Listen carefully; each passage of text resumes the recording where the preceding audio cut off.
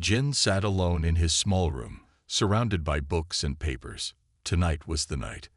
After months of planning, he would finally make his move. He checked his watch. 11:30 p.m. The city slept, but he was wide awake. Jin had studied the museum's layout for weeks. He knew where every guard stood, when they changed shifts, and where every camera pointed. His bag contained only what he needed: black clothes, gloves, a small flashlight, and tools to open locks. Nothing that could link back to him. Jin wasn't a bad person. At least, that's what he told himself.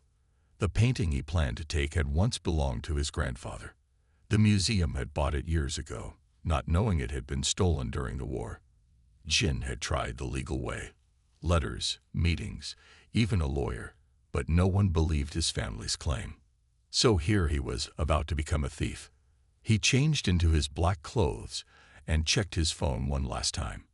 No messages. No one knew what he planned to do tonight. Better that way. Outside, the night air felt cool on his face. Jin walked calmly, just another person heading home late. But with each step, his heart beat faster. The museum stood tall against the night sky. During the day, it was filled with visitors. Now it was quiet, with just 2 night guards inside. Jin had watched them for weeks. They always took their coffee break at midnight. He didn't go to the front. Instead, he walked to the back of the building where a small service door waited. The lock wasn't hard to open. Jin had practiced on similar locks for months. Inside, he stood still, letting his eyes adjust to the darkness. The silence felt heavy. Jin took a deep breath and moved forward, staying close to the walls. He knew cameras watched the main rooms, but there was a blind spot in the hallway leading to the storage area. That's where they kept paintings not on display, including his grandfather's. Jin heard voices, the guards talking in their office down the hall. He froze, pressing himself against the wall. They laughed about something, unaware of the visitor in their museum. When they quieted down, Jin continued toward the storage room. Its door had a better lock, but nothing he couldn't handle. After a minute of careful work, it opened with a soft click. Rows of paintings stood inside, carefully organized. Jin moved slowly, checking each one. His flashlight beam was narrow, showing just enough to read the small cards attached to each frame. Then he found it. Landscape with river, artist unknown. But Jin knew. His grandfather had painted it, a scene from their hometown before the war changed everything. He carefully took the painting from its place. It wasn't large, just right to fit in his special bag. As he slid it inside, Jin noticed details he remembered from old photos. The distinctive trees, the curve of the river. Just as he prepared to leave, Jin heard footsteps. One of the guards was coming. Jin turned off his flashlight and crouched behind a large crate. The door opened and light spilled in. The guard looked around, shining his flashlight across the room. Jin didn't breathe. The light passed just inches from his shoes. After what felt like hours, the guard left, locking the door behind him. Jin waited 5 more minutes before moving again. Getting out would be harder than getting in. Jin retraced his steps, moving even more carefully now. The painting felt heavy in his bag, like it carried all his family's history. When he reached the service door, Jin paused to listen. Nothing but the distant sound of traffic. He slipped outside and gently closed the door behind him. Walking away from the museum, Jin looked like any other person heading home late. No one would know until morning that anything was missing. Back in his room, Jin carefully removed the painting from his bag. In the soft light, he could see his grandfather's brush strokes. Tomorrow, he would need to hide it somewhere safe until he could take it home. Jin didn't feel like a thief. He felt like someone who had set something right. The painting would go back where it belonged, with his family, who had lost so much already. As dawn approached, Jin finally slept, the painting hidden under his bed. Part 1 of his plan was complete. Now came the harder part, getting away with it. Jin woke to the sound of his phone ringing. The sun was already high in the sky. He had slept longer than planned. "Hello." Jin's voice was rough with sleep. "Have you seen the news?" It was Min, his only friend who knew about his grandfather's painting. Jin sat up quickly. "No. What happened?" "Turn on your TV. Now." Jin fumbled for the remote. The local news was showing the museum. Police cars lined the street outside. A reporter stood in front talking about a break-in. "They know," Min said. "But that's not all. They're saying the painting is special, worth more than anyone thought." Jin felt cold. The reporter was saying the stolen painting might be a lost work by a famous artist, not unknown as the museum had labeled it. Experts were coming to review security footage. "I have to go," Jin said, hanging up. He checked under his bed. The painting was still there, wrapped carefully in cloth. Jin studied it with new eyes. Had his grandfather copied a famous work, or was there more to the story? His phone rang again. Unknown number. Jin hesitated, then answered. "Is this Jin Park?" A woman's voice, formal, unfamiliar. "Yes." "Who's asking?" "My name is Detective Yoon. I'd like to speak with you about the museum incident." Jin's heart pounded. How had they found him so quickly? "What museum incident?" he asked, trying to sound confused. "A painting was stolen last night, one you've inquired about several times." Of course. The letters he had sent, the meetings, they had his name on record. "I don't know anything about that," Jin said. "I was home all night." "Can anyone confirm that?" The detective's voice was calm but firm. "I live alone." "I see. Would you be willing to come to the station to talk?" Jin agreed to meet her that afternoon. After hanging up, he paced his small room. They didn't have proof. They just suspected him because of his previous interest in the painting. He looked at the painting again.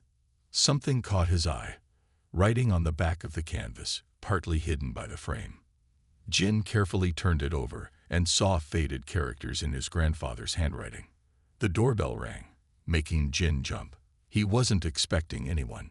He quickly hid the painting in his closet and went to the door. A tall man in a dark suit stood outside. Not a police officer. "Mr. Park, my name is Choi. I represent a private collector." Jin frowned. "How did you find me?" The man smiled slightly. "My employer has resources. May I come in?" Against his better judgment, Jin let him in. "My employer is very interested in the painting that was taken from the museum," Choi said, looking around the apartment. "He's willing to pay a substantial amount to acquire it." "I don't know what you're talking about," Jin said. "Let's be clear," Choi said, his voice lower now. "We know you took it. We don't care about returning it to the museum. We want to buy it. Why would someone pay for a stolen painting?" "Because what people think is an unknown work is actually by Master Kim, worth millions. My employer wants it before the experts confirm its identity." Jin's mind raced. If true, this changed everything. "Even if I had it, I wouldn't sell. It belongs to my family." Choi placed a business card on the table. "Think about it. $1 million. Call me by tomorrow." After Choi left, Jin examined the writing on the back of the painting more carefully. It wasn't his grandfather's name, but someone else's, Kim Jun-ho, with a date from 1910. Jin searched online for Kim Jun-ho artist and found articles about a famous painter whose works were mostly lost during Japanese occupation. Only 3 confirmed paintings remained, each worth millions. His grandfather hadn't painted it. He had hidden it. Jin looked at his watch. He needed to meet Detective Yoon soon. He had to decide quickly, turn himself in, and try to prove his family's claim to the painting. Sell it to Choi's mysterious employer, or find another way. As Jin prepared to leave, his phone buzzed with a text message from an unknown number. "Don't go to the police. We need to talk. Your grandfather didn't just hide the painting. He was protecting its secret." Jin stared at his phone. Who was this new person? What secret could a painting hold? He picked up his keys, made a decision, and walked out the door toward an uncertain meeting. The massive alien vessel descended from the clouds above Seoul, its metallic hull gleaming in the morning sunlight. People gathered in streets, pointing skyward with a mixture of awe and fear. News broadcasts worldwide showed similar ships appearing over major cities across Earth. After decades of debate about whether humanity was alone in the universe, the answer had arrived with unmistakable clarity. Admiral Dae-ho Kim watched the ship from his office window in the South Korean Defense Ministry. His secure phone rang. "Admiral, emergency session at the UN. You're requested immediately," said the voice of President Soo Jin-park. Within hours, military leaders and government officials from Earth's nations gathered at United Nations headquarters in New York. The room buzzed with nervous energy as screens display the alien ships now positioned over 23 major cities. The main doors opened. 3 tall, insect-like beings entered, their exoskeletons shifting colors in the light. The central figure, nearly 7 feet tall with 4 upper limbs and pronounced mandibles, approached the podium. "I am Supreme Commander Vax of the Galactic Confederation," the alien announced through a translation device. "We represent the unified civilizations of this sector of the galaxy." President Park stepped forward as Earth's chosen representative. "We welcome you to Earth and hope for peaceful relations between our worlds." Vax's mandibles clicked rapidly. The sound reminded Admiral Kim of laughter. "We have observed your planet for some time," Vax continued. "Your development is primitive. We find it amusing that you believe yourselves advanced." The room fell silent. Admiral Kim noticed the slight tremor in President Park's hands, though her face remained composed. "Perhaps you underestimate us," she suggested. The aliens' upper limbs moved in what appeared to be their version of a dismissive gesture. "Your most advanced vessels use combustion and basic nuclear fission. Your weapons are chemical projectiles and crude explosives. You have barely begun to explore your own solar system." Images appeared on the wall screens: Earth's military bases, naval fleets, and aerospace facilities. "We have cataloged your defenses thoroughly," Vax continued. "Your strongest warships would crumble under our lightest defensive measures." Admiral Kim felt his jaw tighten. The aliens had clearly been watching Earth for years, possibly decades. Vax stepped closer to President Park. "The Confederation requires resources. Your planet has abundant water, minerals, and biological materials we find useful. We will extract these resources as protection fees." "Protection from what?" asked the British Prime Minister. "From us," Vax replied simply. Several lower-ranking aliens made clicking sounds. They were laughing at humanity. President Park maintained her diplomacy. "We should discuss terms that benefit both our peoples." "Terms?" Vax's voice held clear amusement. "You misunderstand. This is not a negotiation between equals. You are primitive surface dwellers with laughable defenses. Your oceans are empty wastelands to us. Your space capabilities are centuries behind ours. We have destroyed civilizations more advanced than yours when they refused cooperation." The room erupted in angry protests. Admiral Kim remained silent, watching the aliens carefully. Something in their confidence troubled him. They were revealing too much, too quickly, unless they truly believed humans posed no threat whatsoever. Vax raised a limb for silence. "We are not unreasonable. You may maintain your governments and cultures.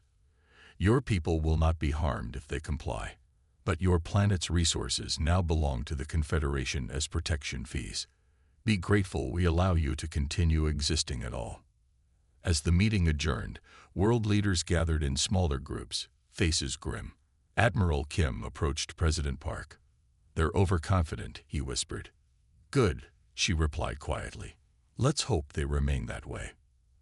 As the diplomats filed out, Admiral Kim discreetly activated his secure comm device. They took the bait completely. "Initiate Protocol Poseidon." He gazed out at the alien ship hovering above the city. Let them believe humans were confined to the surface. Let them think the oceans were empty. Let them laugh. Deep beneath the Pacific Ocean, lights began coming on in facilities that officially didn't exist. Massive hangar doors that hadn't opened in decades began to slide apart, and in underwater bases across the planet, men and women who had trained their entire lives in secret received the alert they had always prepared for. The aliens had dismissed humanity as weak. They would soon learn their mistake. Commander Jai-Ho Lee sat on the deck of her destroyer, watching the alien ship that hovered above Busan Harbor. It had been there for 3 days now, casting an enormous shadow over the city. The ship was at least 2 kilometers long, with a surface that seemed to shift and ripple like liquid metal. Her second-in-command, Lieutenant Min-ho, handed her a tablet displaying the latest news. All television channels worldwide were broadcasting the same message from the Confederation. 30 days, Jai-Ho said quietly. They're giving us 30 days to surrender. The ultimatum had been delivered that morning. The Galactic Confederation demanded Earth hand over control of all major mining operations, oceanic territories, and 50% of agricultural production. Nations that refused would be made an example of. The public is panicking, said Min-ho, scrolling through social media reports. Stores are empty. Roads are jammed with people trying to leave major cities. Jai-Ho nodded but said nothing. What troubled her wasn't the panic. It was the unusual calm from world governments. No emergency military deployments. No visible preparations for resistance. Almost as if they knew something the public didn't. Her secure phone buzzed with a message.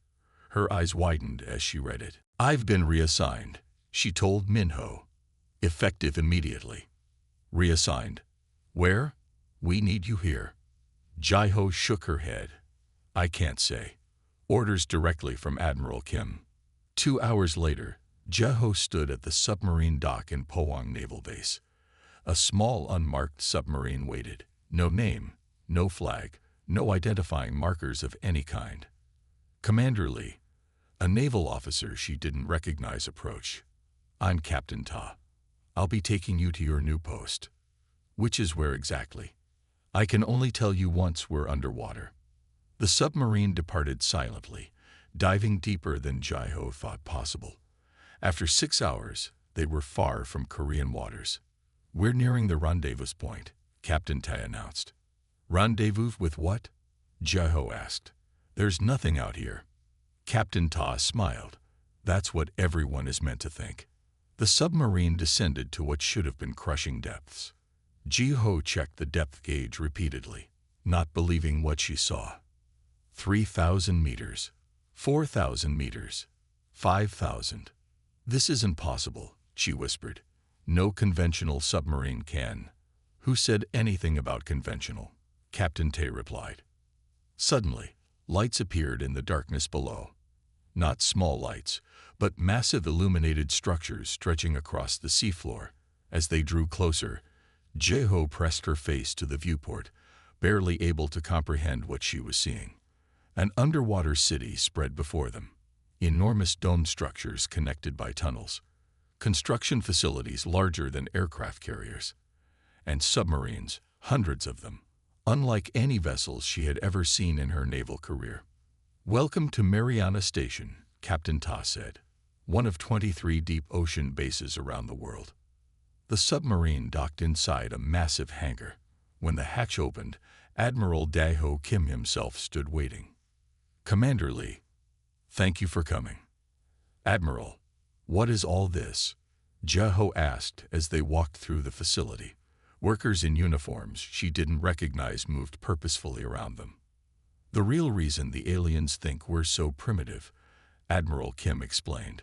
For over a century, Earth's nations have maintained a public face, space programs, conventional militaries, nuclear weapons, all designed to look impressive, but ultimately limited. They entered a vast chamber where engineers worked on a sleek submarine at least 3 times larger than any nuclear submarine Jai-Ho had ever seen. Meanwhile, Admiral Kim continued, we built down here.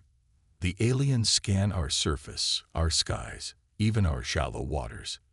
But they consider our deep oceans worthless wastelands. Too much pressure, too dark, Too hostile for habitation. You mean we've been hiding our true technology underwater all this time? Admiral Kim nodded. The ultimate misdirection. Let them think we're focused on space when our real advancement was in the opposite direction. He handed her a tablet with her new orders. Commander Lee, you are now in command of the submarine Leviathan. Your crew is assembled and waiting. You have 26 days to prepare for deployment. Jai-Ho stared at the enormous vessel before her, its hull made of materials she couldn't identify. What happens in 26 days? Admiral Kim's expression hardened. The aliens gave us 30 days to surrender. On day 30, they'll learn exactly how wrong they were about humanity. Outside in the world above, panic spread as the Confederation ships positioned themselves strategically around the planet. But deep beneath the waves, humanity's true power was waking up. Commander Jai-Ho Lee stared through the viewport at the vast underwater installation. The complex stretched for kilometers across the ocean floor. Thousands of personnel moved through transparent tunnels connecting massive dome structures. It was like a city from a science fiction movie, yet it was very real. How is this possible? She asked. How could something this big remain secret? Director Sang-Moo Han, head of Mariana Station, led her along a walkway overlooking an enormous construction bay. The same way you hide anything, Commander, by giving people something else to look at. Below them, workers assembled vessels that resembled submarines only in the most basic sense. Their hulls were made of a dark material that seemed to absorb light rather than reflect it. Every space rocket launch, Director Han explained, every International Space Station module, every Mars rover, they all served a purpose beyond their stated missions. Distractions, Jai-Ho realized. Exactly. While the world watched the skies, we built down here. Director Han stopped at a viewing platform. Did you know that the ocean floor is less mapped than the surface of Mars? There's a reason for that. Admiral Kim joined them, carrying a thick folder with a security seal. For over a century, he said, Earth's nations have secretly cooperated on the Poseidon Protocol. After World War II, military leaders from major powers realized that if another global conflict occurred, humanity might destroy itself. But they also recognized that external threats might one day arise. So they built this. Jai-Ho gestured at the vast complex. This and many others, Admiral Kim confirmed. 23 major bases, over 100 smaller outposts, all hidden in the deepest parts of Earth's oceans. They entered a secure briefing room. The walls displayed maps showing installations across the world's oceans, the Mariana Trench, the Puerto Rico Trench, the Java Trench, and many others. Every public military exercise, Director Han continued, every weapons test, every naval deployment, all carefully designed to look impressive, but ultimately limited. We wanted any watching eyes to see exactly what we wanted them to see. While our true advancement happened down here, Jai-Ho said, beginning to understand. Correct. The surface world developed at a natural pace. Down here, we leaped centuries ahead. Director Han activated a holographic display. Antimatter power systems, gravity manipulation fields, materials science that makes our hulls stronger than anything known above. Jai-Ho shook her head in amazement. All those decades of children dreaming about becoming astronauts, while our best minds secretly worked as aquanauts. Admiral Kim finished her thought. The ultimate misdirection. They exited the briefing room and entered a massive submarine dock. Admiral Kim pointed to a sleek vessel unlike any conventional submarine. This is your command, he said. The Leviathan. 50 crew. Antimatter powered.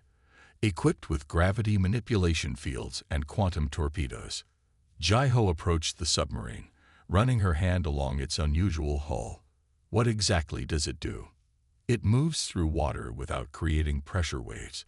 It can accelerate to speeds that would tear conventional submarines apart, and its weapon systems. Admiral Kim paused. Let's just say the alien shields won't know what hit them. A young officer approached with a tablet.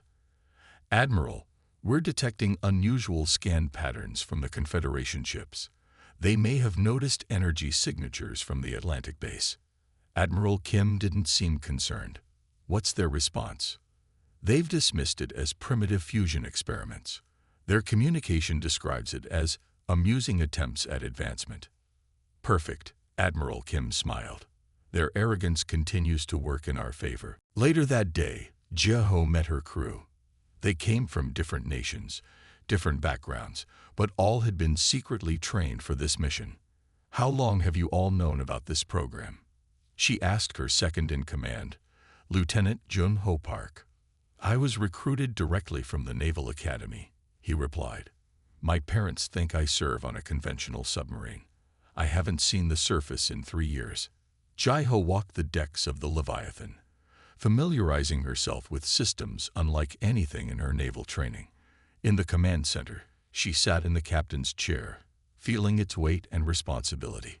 "Commander," a voice called. She turned to see Director Han. "There's something else you should know about the Leviathan." He led her to a sealed section at the rear of the vessel. "This ship, and others like it, were built with one primary mission," he said, opening the secure door. Inside was a weapon unlike anything Jeho had ever seen. "When the time comes, this will be humanity's answer to those who laughed at us." Outside, in the waters above, alien ships continued their surveillance, completely unaware of what waited in the darkness below. Jeho sat in the command chair of the Leviathan, watching the countdown on the main display. Day 30 had arrived. Above the oceans, Confederation ships moved into attack positions, their weapons systems powering up. The aliens had received no formal surrender from Earth's governments, only requests for more time. Stalling tactics that had now run out. "All systems check complete," reported Lieutenant Jun-Ho. "Antimatter drive at full capacity. Weapon systems online." Jeho nodded, feeling the weight of command. In simulators, she had practiced commanding this vessel hundreds of times, but this was real. The lives of her crew, and potentially all of humanity, depended on what happened in the next few hours. Her communication screen activated. Admiral Kim appeared, his face solemn. "Commander Lee, all stations report ready. The Confederation has begun targeting major cities. They'll start firing in approximately 15 minutes. "Understood, Admiral. Operation Emergence begins now. Good hunting." The screen went dark. Jeho took a deep breath and pressed the ship-wide communication button. "All hands, this is the commander.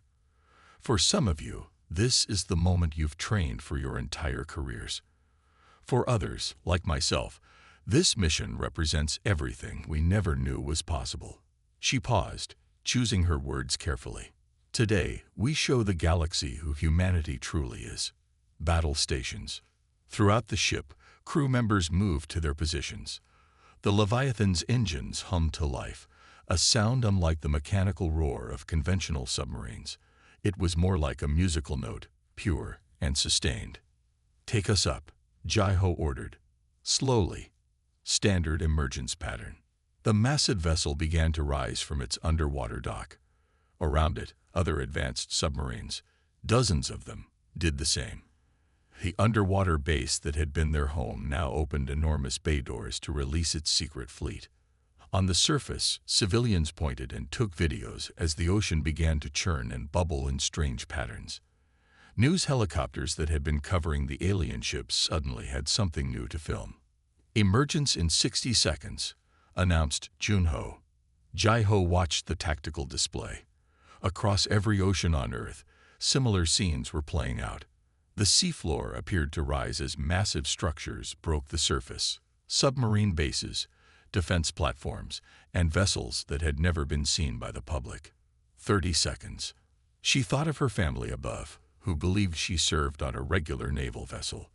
They would be watching the skies fearfully, having no idea their daughter was about to reveal humanity's greatest secret. 10 seconds. The Leviathan reached the final depth marker. The ocean's surface was just above them now.